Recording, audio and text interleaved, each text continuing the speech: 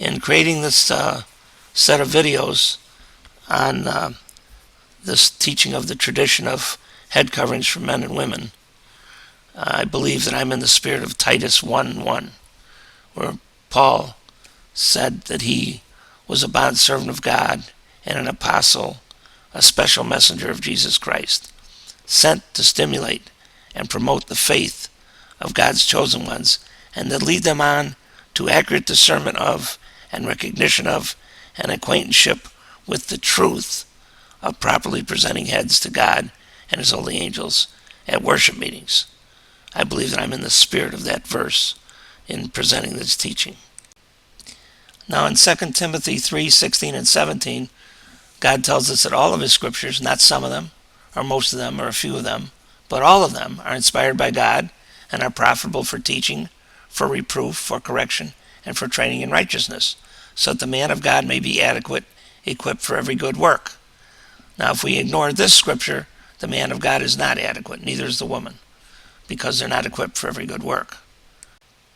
And in 2 Timothy 2:15, we're told to study, to show ourselves approved unto God, as workmen that need not be ashamed, rightly dividing the word of truth. This passage has to be divided, rightly divided. Why? Why does it have to be rightly divided? Because as 2 Peter says, our beloved brother Paul, according to the wisdom given to him, wrote to you as also in all of his letters, speaking in them of some things which are hard to understand, which the untaught and the unstable distort, as they do also the rest of scriptures. This is one of those passages. It's hard to understand. So we should remember these words that are spoken by this apostle of our Lord Jesus Christ. We should remember these words and carefully study them. However, even though we may study the word diligently and feel that we have really rightly divided it, we could be wrong. And that's why James 3:1-2 warns us to let not many become teachers, knowing that as such we will incur a stricter judgment, for we all stumble in many ways. Now, in the testimony I'm about to give about myself and another Bible teacher, I believe it shows how we can avoid stumbling. And that involves being very humble before God and really seeking Him out to make sure that we have the right division of the Word. I'm going to give a testimony of a defense that I believe God established for me when I was confronted by a minister who took the opposite position, who took the position that the hair was a covering.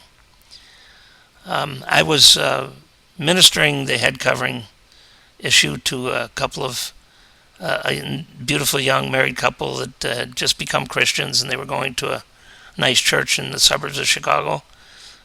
And I met them at some function. We got to discussing this issue, and they said, well, why don't the churches practice this today?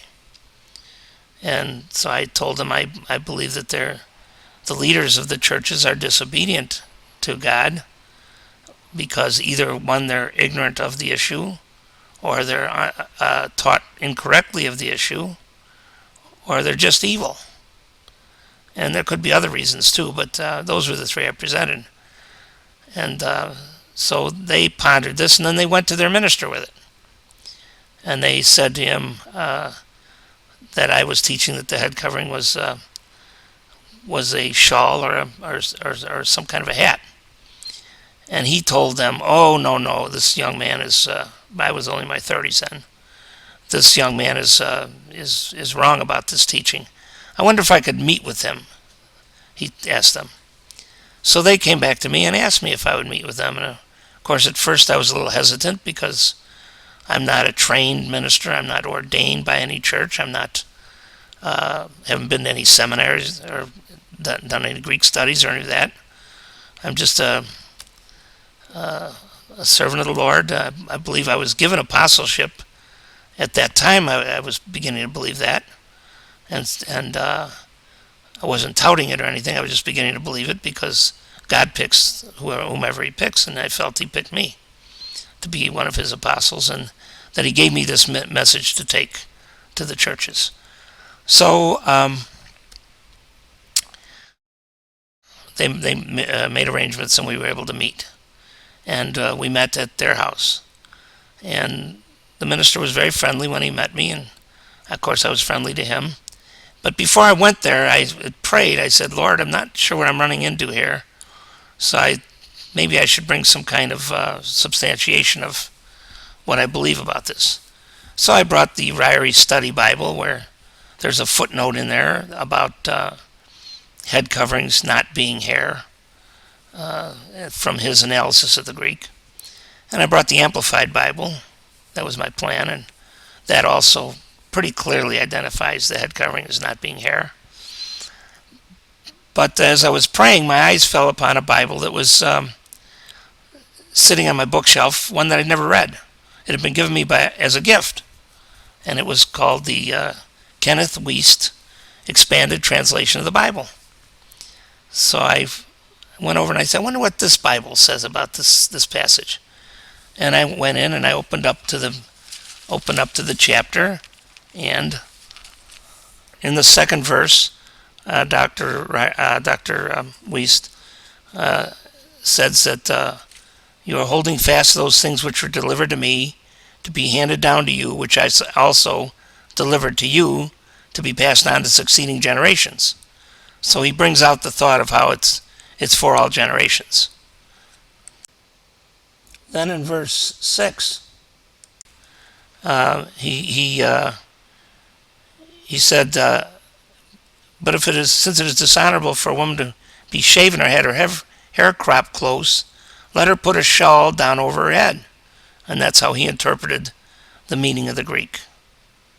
Then in verse 13, he elaborates from the Greek, come to a decision among yourselves. Is it seemly or fitting for a woman to be engaged in prayer to God, not wearing the shawl hanging down over her head?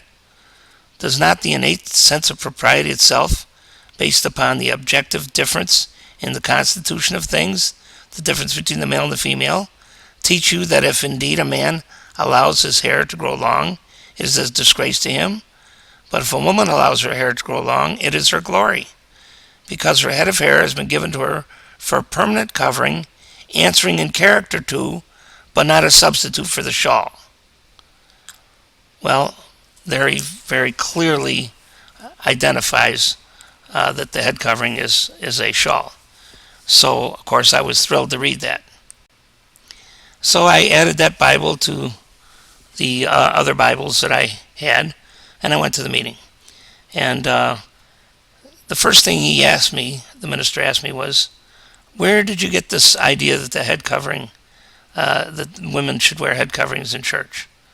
So I explained to him I felt God was describing both male and female head presentations in 1 Corinthians 11, and that men were just as obligated to present their heads to God without long hair and without a covering as women were obligated to present their heads to God under a covering, under a head covering like a shawl or a hat.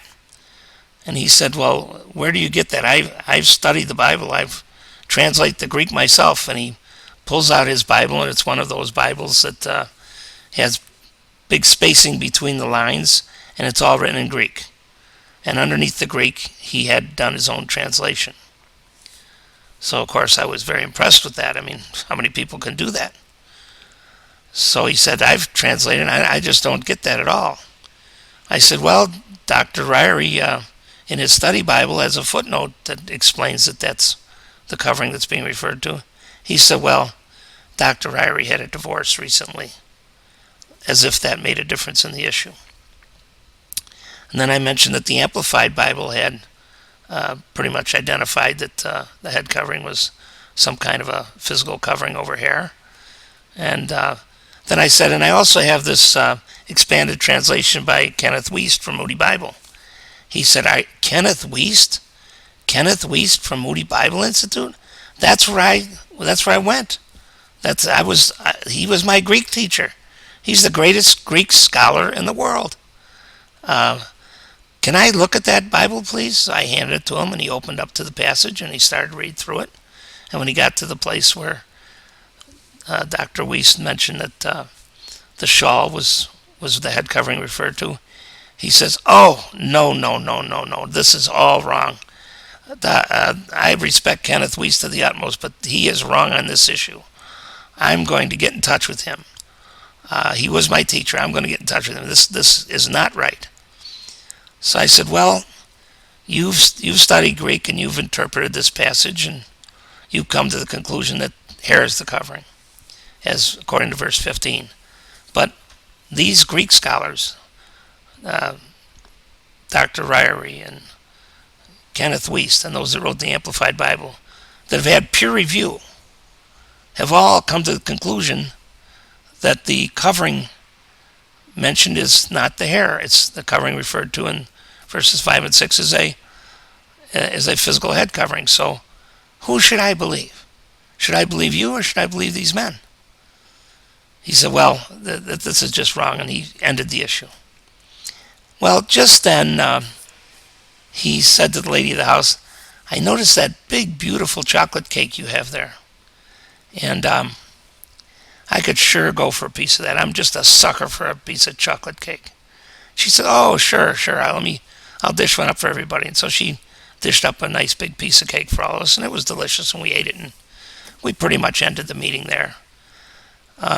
Later, the couple told me that they were going to go with what their minister had said, even though they could see that I had done, sincere research on the issue.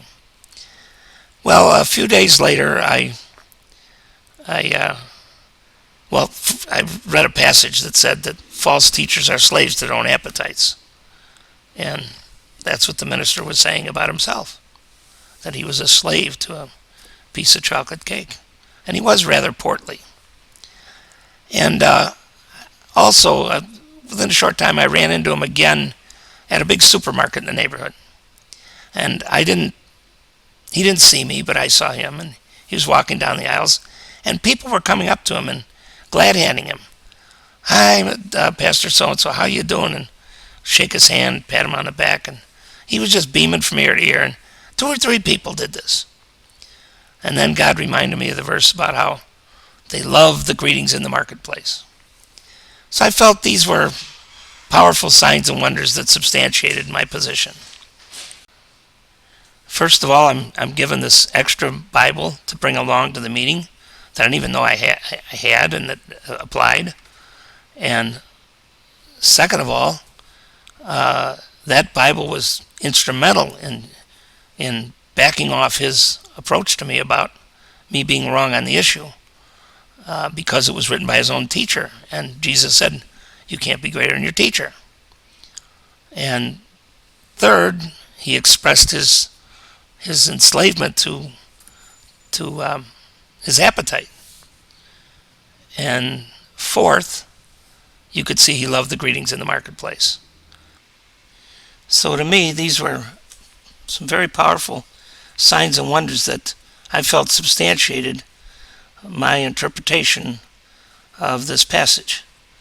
And that's why I can not be presumptuous when I speak of this, because I believe Christ has accomplished this, these things through me. And now in the next video, I'm going to give some testimonies of some women who moved into the practice of this tradition and found the power of it, and some women who refused to and found the negative power of that. So please proceed to the next video.